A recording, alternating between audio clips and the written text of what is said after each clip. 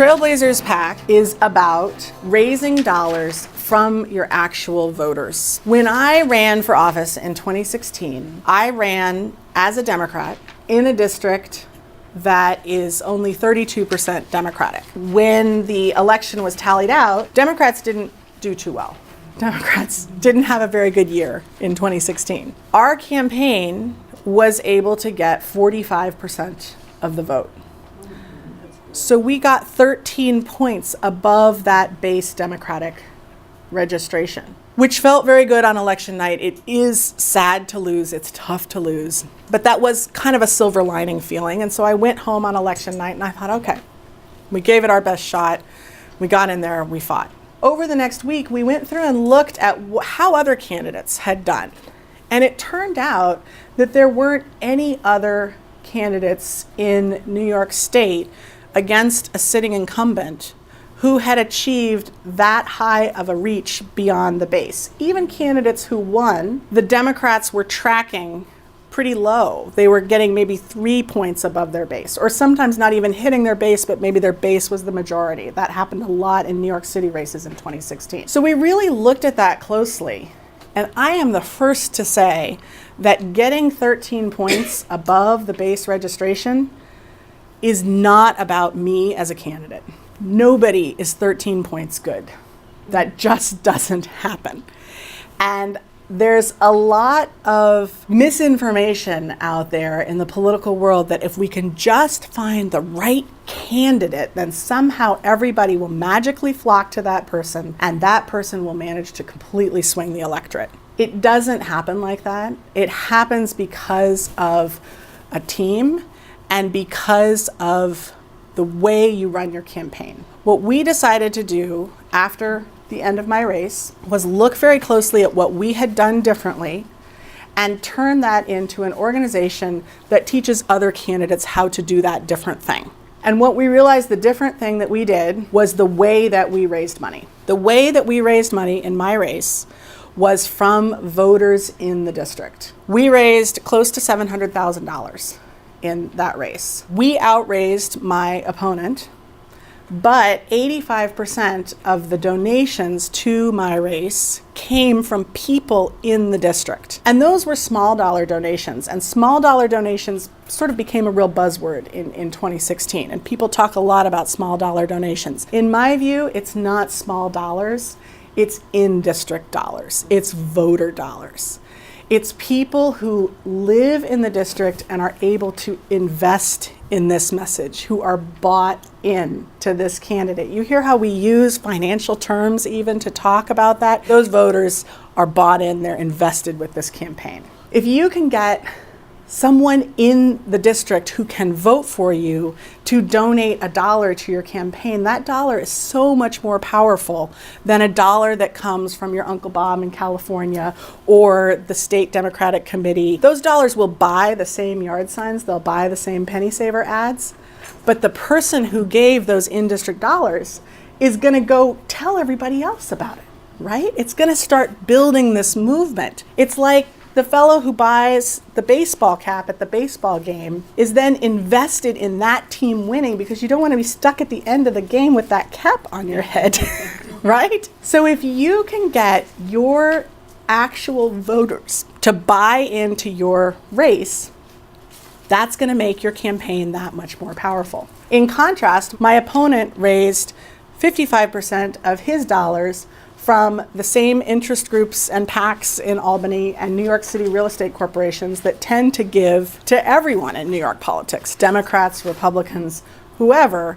They give to whoever's in power and they give the same amounts, and it's not invested dollars. It's not dollars that can vote for you. So one of the first things you want to do as a candidate is sit down with hopefully a very good friend named Picky who is going to take notes for you and make a list of all the folks that you know in your district who you can ask to be invested in your campaign with you. And think not just about your close friends or the people who are in power or the people who, maybe dislike your opponent and who come to the fore immediately. Think about everyone in the community who cares about the community and who has a real interest in seeing this community be successful, because those people can participate too. If we're going to have a money in politics problem in this country, if we're going to have bought and paid for elections, then by golly, let's make sure those bought and paid for elections are bought and paid for by the voters. So what we do at Trailblazers PAC is reconnect citizens with democracy by moving politics out of the back room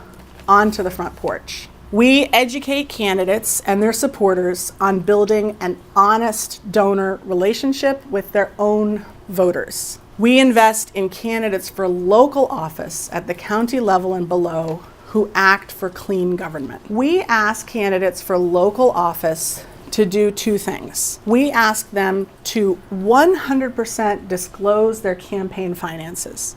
And that was another thing that I did in my campaign. In addition to earning my campaign financing from my actual voters, we also 100% disclosed every dollar that came into the campaign and every dollar that went out. That is very unusual in politics.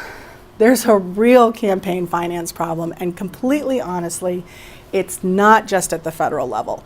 In fact, it's more insidious the lower you go in the government hierarchy. There's a lot of money in politics that pours in at the local level, and it doesn't get disclosed because there are so many loopholes in New York State, and I believe across the country, that allow this money in politics problem to flourish at the local level. Just one specific example, in New York State, if you're running for local office, you don't have to disclose any donation that you get below $99. And you'll find that people who are fairly savvy about town politics will sometimes say to you, sure, I'd love to donate to your race, but I want to give you $99 because I don't want my name showing up.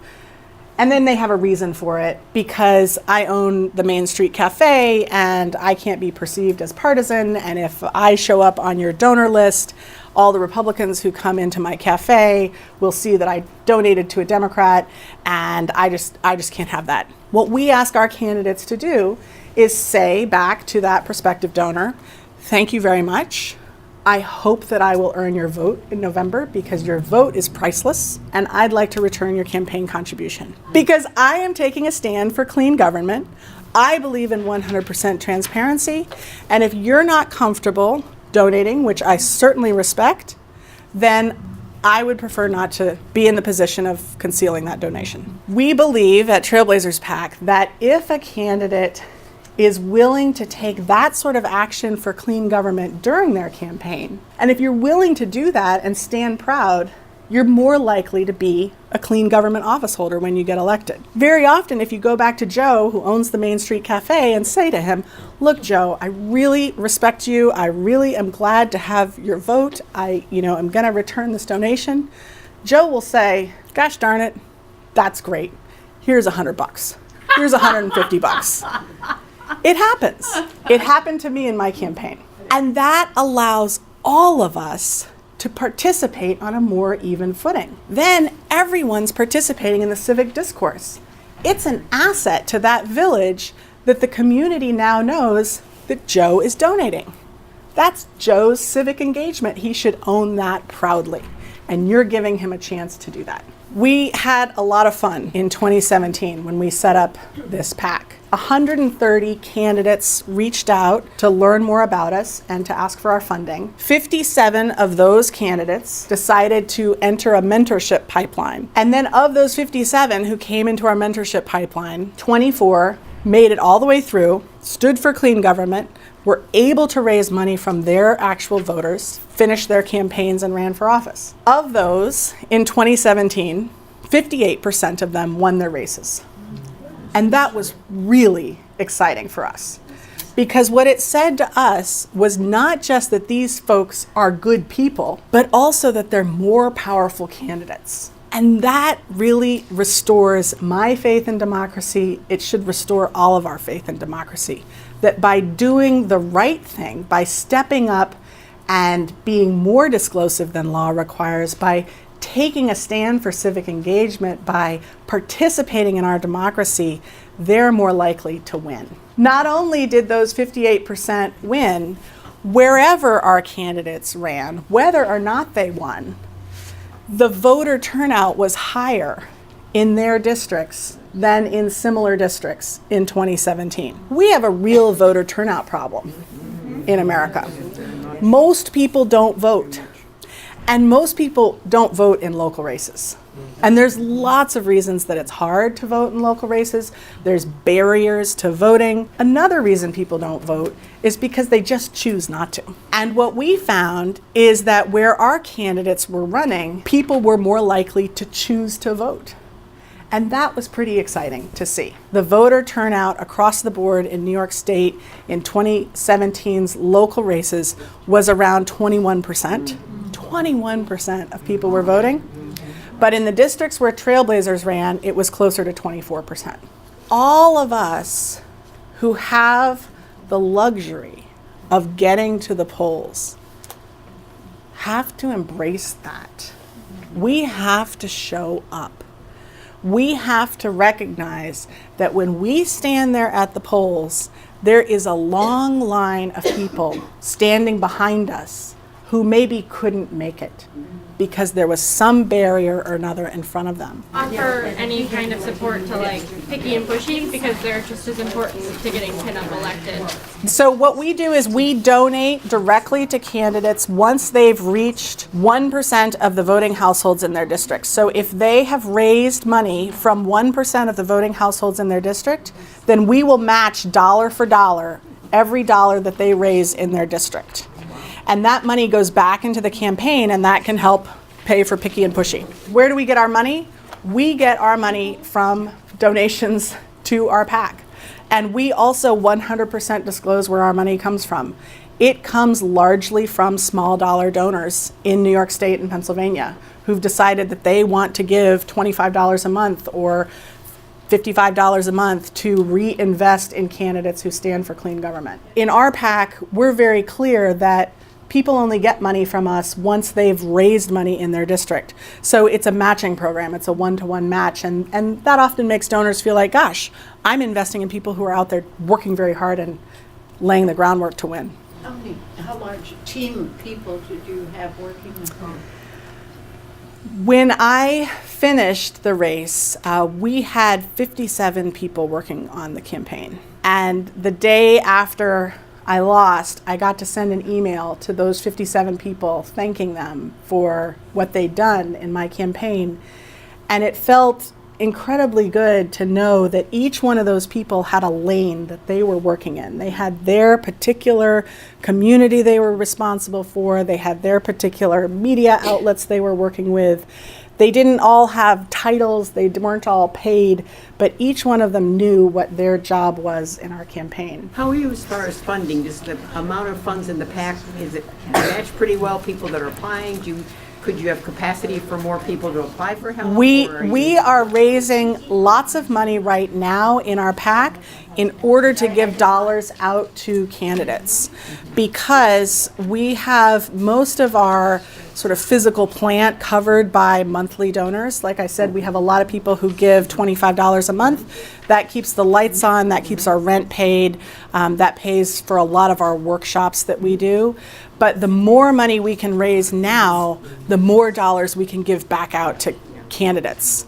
And so we are limited right now only by how many people we can get to invest so that we can give it back out to the candidates. You can't expect to call voters 3 weeks before Election Day and have them show up in any kind of record numbers. Sure, some of them will show up. But if you start now and you just sit down at your League of Women Voters meeting and write out 10 postcards and then drop them in the mail, over the next 6 months, whenever you feel like reconnecting with that young person, stick another postcard in the mail, and they get 3 or 4 postcards between now and Election Day, they're going to remember to vote. So go out there, get active, run for office. You can change the world. Thank you.